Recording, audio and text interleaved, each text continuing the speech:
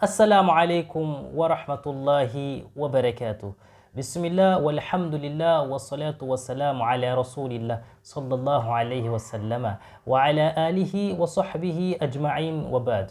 Ikuzo nishimwe n'iby'Uwiteka Allah subhanahu wa ta'ala, amahoro n'imigisha bisakare ku mwarimu wacu umukunzi wacu Nabi Muhammadin sallallahu alayhi wa sallama, iwe nabiwe abasangira ngendo be n'abazakomeza gutera ikenge muke, dusaba Allah tabaraka wa ta'ala ko yadushyira muri abo ngabo, Allahumma amina.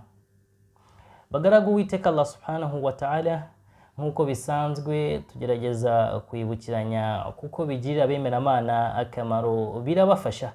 Intumwa y'Imana Muhammadin sallallahu alayhi wa sallama iragira iti: idha mata al-insan inqata'u anhu amaluhu illa min thalatha.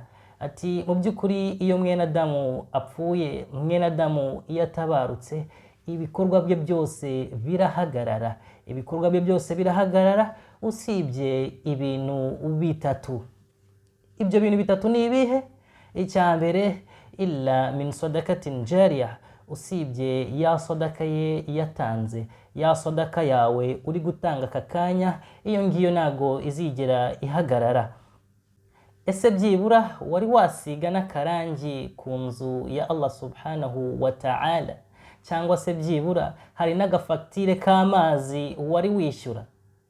Icya kabiri, intumwa y'Imana yatubwiye aw ilmin yuntafa'u bihi, ubumenyi utanga, ubumenyi aka kanya uri gutanga ntabwo buzakugirira akamaro mu gihe uzaba watabarutse. Bangahe mu bantu uri kwigisha aka kanya bari gusarura amatunda aka kanya, bari kuba ubuzima bwiza babukesha ko hari ikintu wabigishije cyabagiriye akamaro mu buzima bwabo?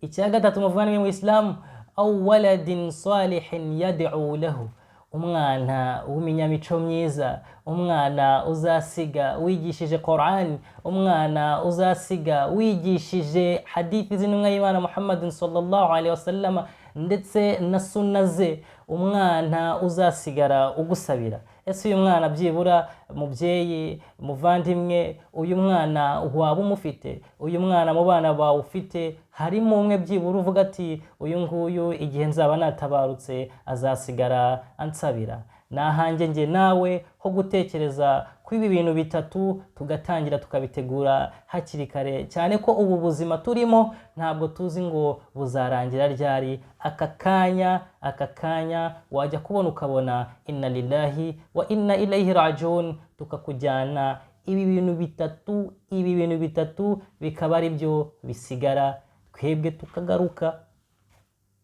Wa hadha, assalamu alaikum wa rahmatullahi wa barakatuh.